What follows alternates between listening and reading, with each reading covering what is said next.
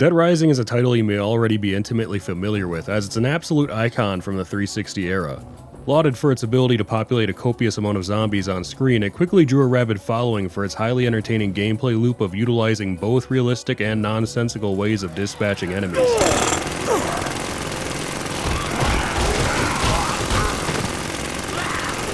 Starring photojournalist Frank West, it's a game all about urgency, as there are numerous time-sensitive events that require Frank to min-max his efforts to escape Willamette Mall in a mere 72 hours. From saving survivors to slaying psychopaths, he has his work cut out for him trying to uncover the truth behind a zombie outbreak, and I am more so attempting to 100% it, as Dead Rising is also known for having a plethora of challenging achievements. I'm only missing a handful, but of the few I don't have, one is a legendary gauntlet.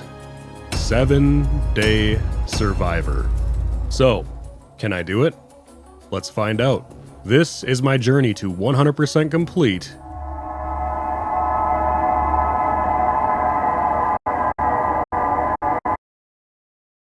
Our story begins without a story. In this universe, Frank cares not for journalistic integrity or helping those around him. Instead, he's only got one thing on his mind: killing zombies. Lots of zombies. You see, there's usually an achievement called Zombie Genocider for killing 53,594 zombies, or basically the entire population of Willamette, Colorado. This is incredibly difficult to do during a regular playthrough if it isn't your primary focus. It's more so intended as a puzzle for one to solve, getting them to ponder what would be an efficient way of going about doing so. The answer? Secret tunnel! Secret tunnel!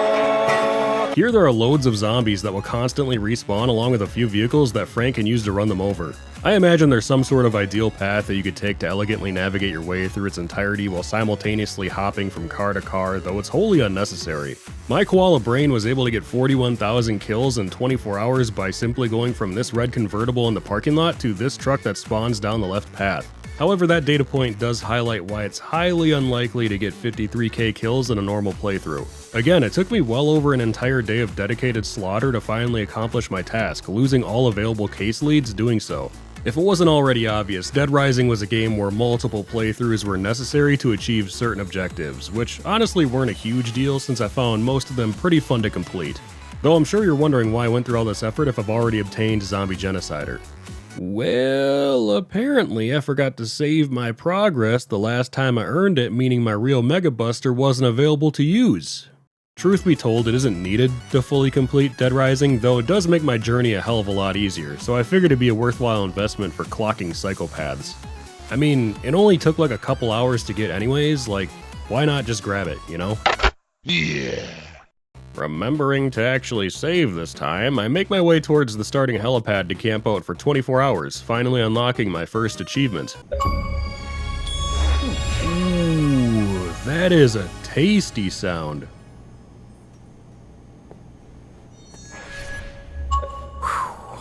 Man, say what you will about Xbox, but these guys know how to do achievements. Holy. It should be noted that every 24 hours in-game is 2 hours real-time, so in order to obtain Outdoorsman, I had to babysit Frank for 2 consecutive hours, ensuring the game didn't somehow pause or encounter some other catastrophic error. At least Frank didn't seem to mind, as he was completely enamored by his camera. I then made sure my run was completed to guarantee my real Mega Buster would spawn for future playthroughs.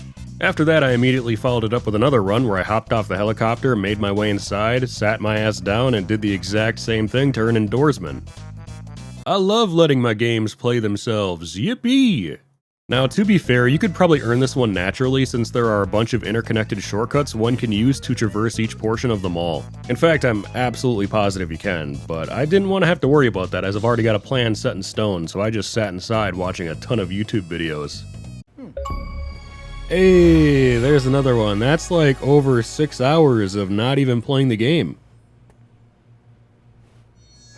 But at least we can play for real now. Frank has been given some insider information, claiming something strange is going on in Willamette, Colorado. Traveling by helicopter, it quickly becomes apparent that his tipper's claims were valid as the army has actively shut down every entrance into town. Landing atop a mall, Frank mingles with various survivors before all hell breaks loose because apparently Grandma couldn't keep track of her grotty little goblin. Ugh, disgusting. From here, it's up to us to uncover what's going on while saving as many people as possible, which is actually my primary focus for this run. I do have other objectives as well, but I want to ensure I at least get Saint by rescuing 50 survivors throughout Willamette Mall. As mentioned earlier, these are time-sensitive events and require a bit of planning to properly recruit everyone. Not only that, survivors are dumb as bricks. Oh my god. If there were ever a game to truly test your patience when it comes to babysitting lobotomized Neanderthals, you've successfully found it. There are so many instances where you'll yell, "Follow me!" And instead of doing so, these buffoons will run headstrong into danger with zombies gleefully mauling them to death. Shinji, I swear to God, if you keep running into groups of zombies, I'm going to fucking lose it, man! Get it together! No joke, I'm pretty sure I've physically aged like 4 years after enduring their spaghetti code for dozens of hours on end. In a weird way, I kinda like it, because people are really dumb in stressful situations, making rash decisions that add a real sense of immersion to a chaotic situation. Though on the other hand, it triggers my primal ape brain. Thankfully, things start off relatively easy with a sweet old couple stuck on the roof. Mister! Wait, what? Huh? What? How?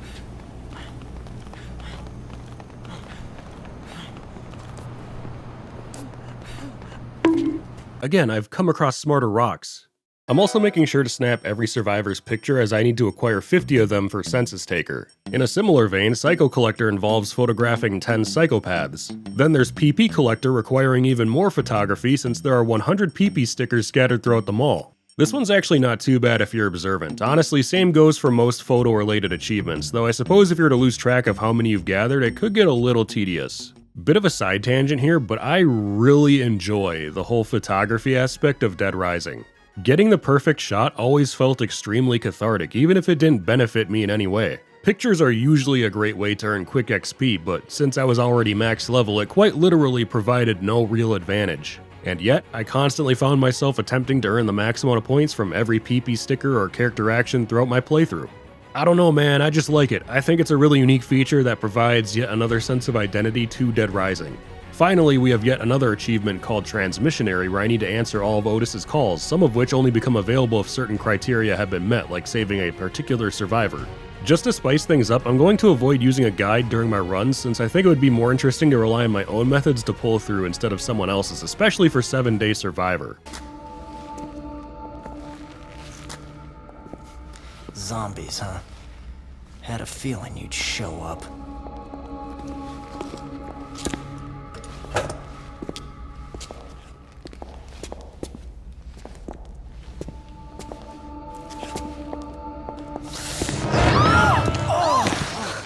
God, it's you.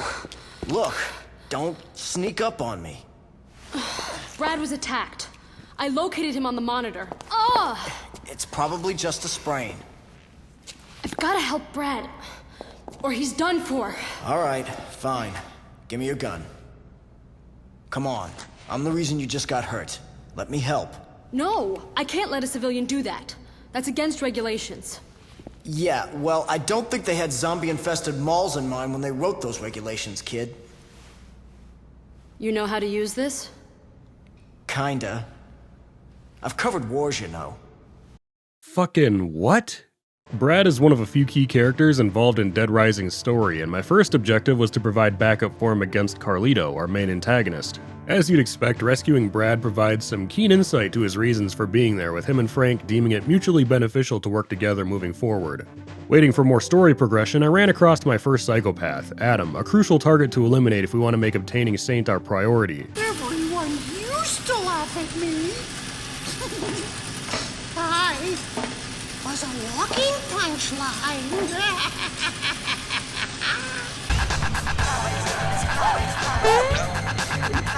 Defeating Adam allows us to save Greg, a mall employee who shows us a massive shortcut between Paradise Plaza and Wonderland Plaza.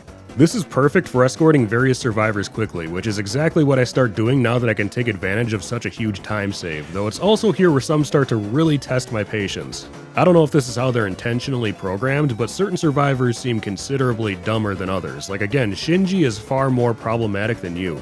Bro was disturbingly committed to haphazardly throwing himself into hordes of zombies. After rounding up all necessary survivors, I had a bit more time to kill, so I went for a miscellaneous achievement requiring me to break 100 items. The description for this one is a bit deceptive, as it seems to only register objects that are broken when attacking a zombie. Simply breaking them yourself doesn't count. Luckily, even with restricted conditions, it's pretty easy to accomplish since tons of weapons break after a certain amount of use. Not only that, there's a huge stack of barrels in the food court that all break in one hit, making it pretty simple to grind out.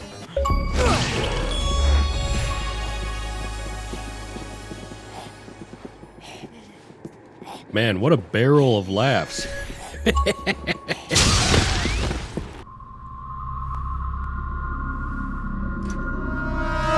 my store! You came to vandalize my store, huh? Not on my watch! Someone's been hurt. I need medicine. Hurt! That's just what this bitch said when she came to vandalize my store! I don't take kindly to vandalism. I won't allow it! Listen to me, and listen good, partner. I don't allow vandalism in my store! Quick recap, Brad got himself injured confronting Carlito a second time, with the only medicine available located in Steven's store. Unsurprisingly, he is quite aggro being a retail manager and all, giving me no choice but to put him down. Clean up! Register 6! Returning with said medicine, we find out all this hoopla started in a small South American village called Santa Cabeza, where Carlito just so happens to be from. Curiouser and curiouser. One psychopath I genuinely feel bad for is Cliff. Dude had a granddaughter eaten alive right in front of him, triggering a whole PTSD episode. It's honestly incredibly sad. There's actually a couple moments where they sucker punch you with some heavier themes that cut through Dead Rising's goofy nature. Really makes you think about how tragic something like this would be if it were to occur in real life. What's not, though, is a crazy-ass cult popping up out of nowhere to sacrifice people for their own delusional cause.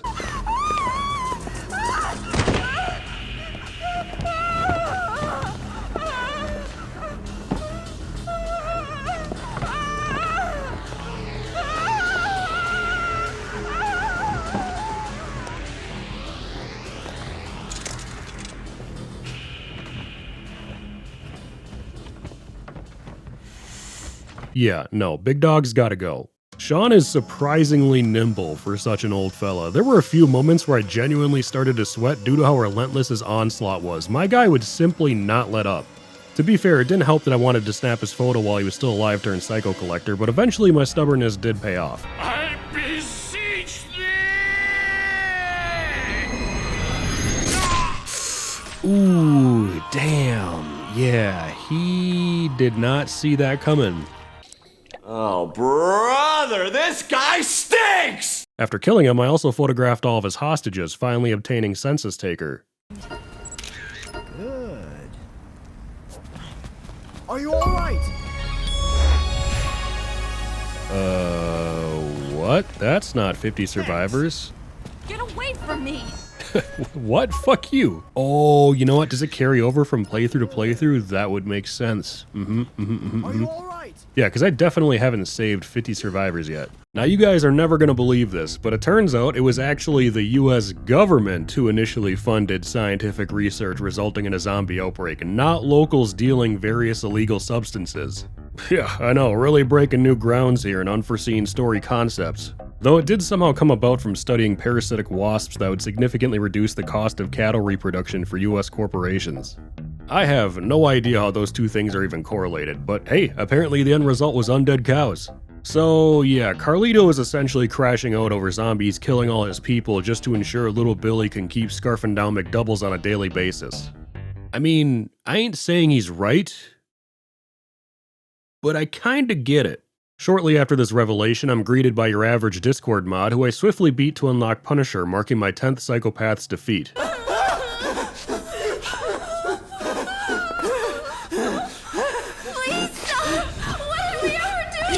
Is that pirate software? Interestingly enough, Pyro Paul here counts as both a psychopath and survivor, while also being required for transmissionary. Stay away from me!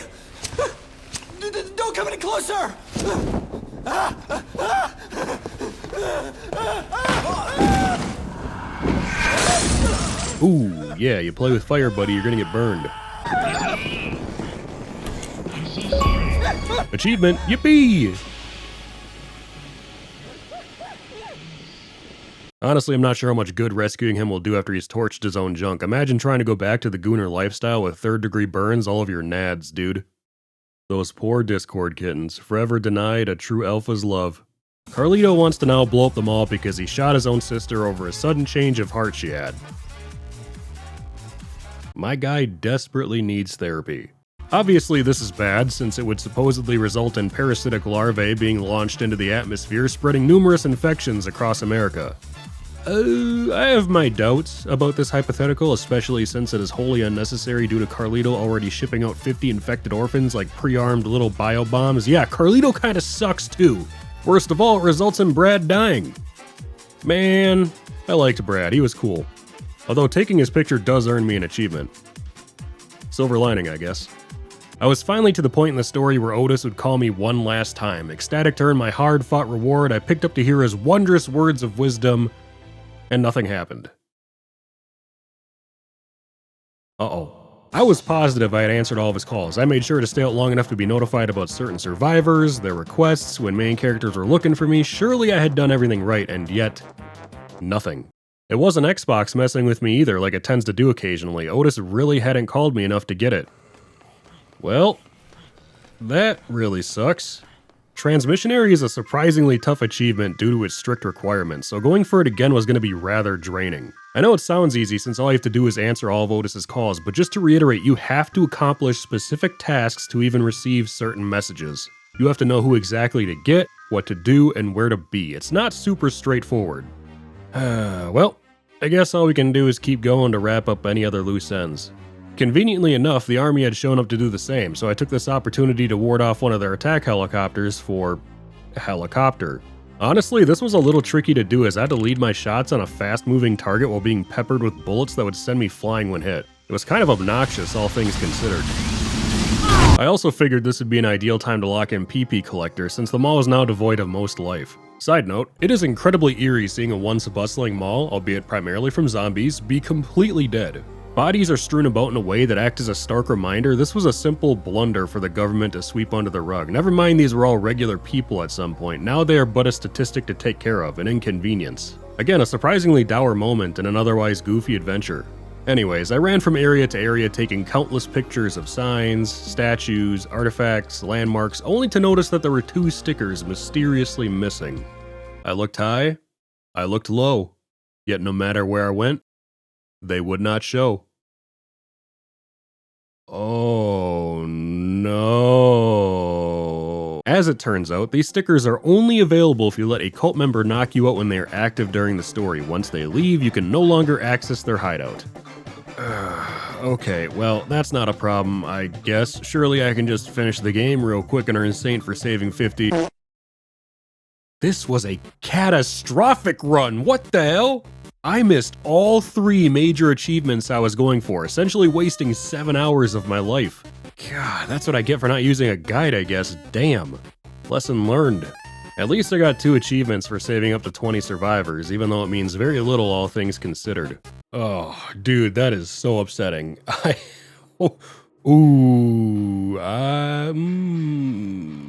That sucks.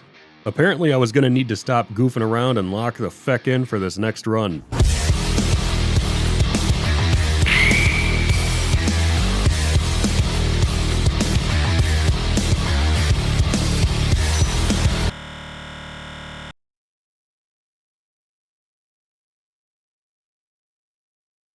What?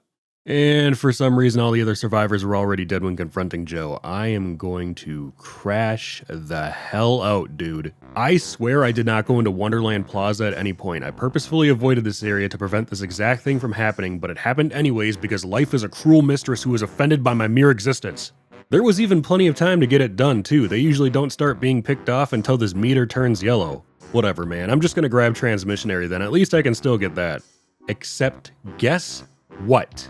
I've been playing with my memory of the OG Xbox 360 version, meaning there's an extra fucking call in the Xbox One title for some reason that I didn't account for.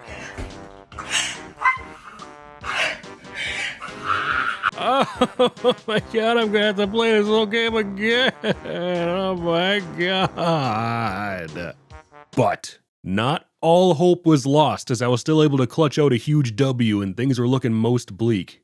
Oh, dude, that is so demoralizing. Between not getting that last call and the survivors not showing up with Joe for whatever reason, I think I'm just gonna... Whoa! Oh! What? I was certain I didn't have enough survivors. Whoa, huge! Huge! I got it, I can't believe it! With newfound vigor, I went for transmissionary one last time, praying all the stars would align. Moment of truth, lads. Did I get it? Let's go, dude! Transmissionary done. Holy, finally. God, that was a nightmare. And of course we can't forget about PP Collector. Yo, there it is, boys. PP Collector. All 3 big ones done. 3 big booms. You know, I'm only now realizing that Frank is built like a brick shithouse. Good lord. It was time for the big 2, 5 and 7 day survivor. These achievements can only be obtained in Infinity mode, where things work entirely different than regular schmegular 72 hours. For starters, food is a scarce resource that is no longer replenished when consumed. If I pick something up, I have to make sure to use it strategically so my HP remains topped off at key intervals. This is because Frank's health will constantly drain. Every time you see the XP bar deplete, 1 block is removed. The entire process takes 100 seconds, meaning Frank can stay alive for a grand total of 19 minutes and 59 seconds before needing to eat. Therefore, it's recommended to acquire all health restoring books to ensure maximum survivability. However, even with said books, there isn't enough food within the mall itself to last the full 7 days, so we're gonna have to figure out a way to acquire more. Luckily, this is where survivors and psychopaths come in, both of which are hostile in Infinity mode. Whenever one is killed by Frank, a very important distinction there, they'll drop a box of goodies containing weapons and food. Just a friendly reminder that every day is 2 real-life hours, and of course, Infinity mode doesn't let you save, making this a 14-hour gauntlet where you can't mess up a single time lest we start the whole process all over again. You can only imagine how devastating it would be to get 13 hours in only to perish at the last second. Few theoreticals carry such a massive burden to one's psyche. So step 1 was to grab my Mega Buster from the security room, a pretty easy task since this is where we spawn. Step 2, run from section to section, make a note of who and what is available for strategic purposes. Step 3, grab all useful books during step 2, ensuring all items are buffed considerably upon use. Step 4, lock in. From what I gathered during my reconnaissance, it seemed as though Leisure Park was an incredibly valuable location as psychopaths Roger, Thomas, and Jack all spawned atop a gazebo looking over a group of benches. Each Hall family member drops a golden brown pizza which would fully heal me when consumed. Along with the other food items they dropped, it essentially gave me an entire day's worth of product, a fantastic start all around.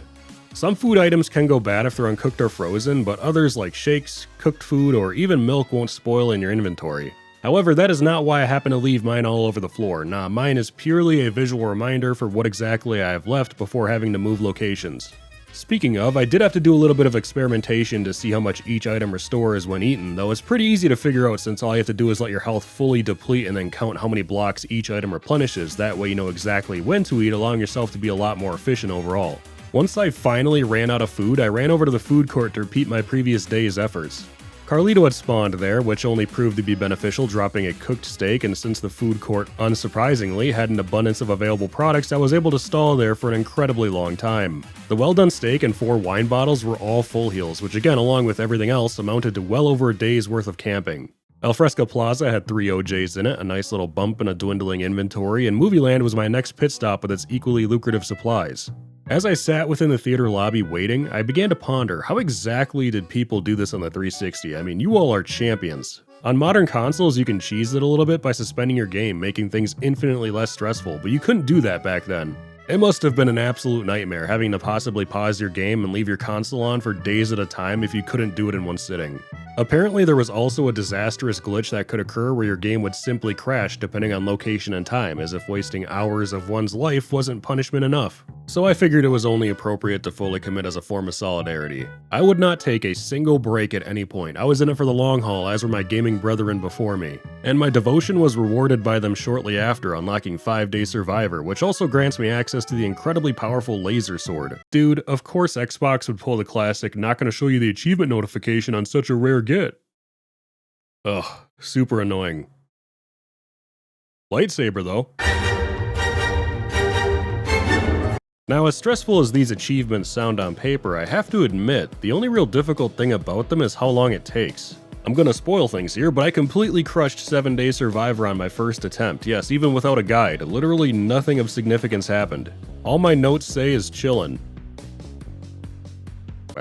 That's it. I don't know what else you want from me. There were no close calls, no hard-fought battles, no scrambling for supplies, just waiting, and waiting, and waiting, and waiting.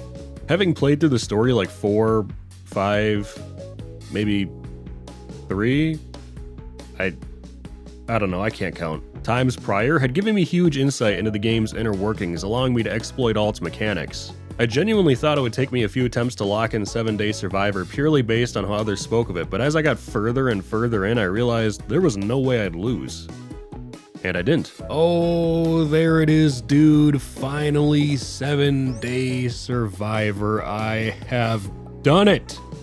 I have followed in my gaming brethren's footsteps. I sat here for 14 hours straight. My ass is sore. I need to stand up. Of course, Xbox didn't show the notification. Fuck you. I'm done. Normally, this is where things would end. We accomplished everything we set out to do, acquired 1,000 out of 1,000 gamer score. We were done. However, somehow, someway, a Dead Rising remake completely slipped under my radar and was released last year? Hello? Why am I only now hearing of this while editing my video? But no, I couldn't possibly do it all again. I'd already went through an incredible amount of torment replaying Dead Rising numerous times. Surely it wouldn't. Hear me out. Things were slightly different.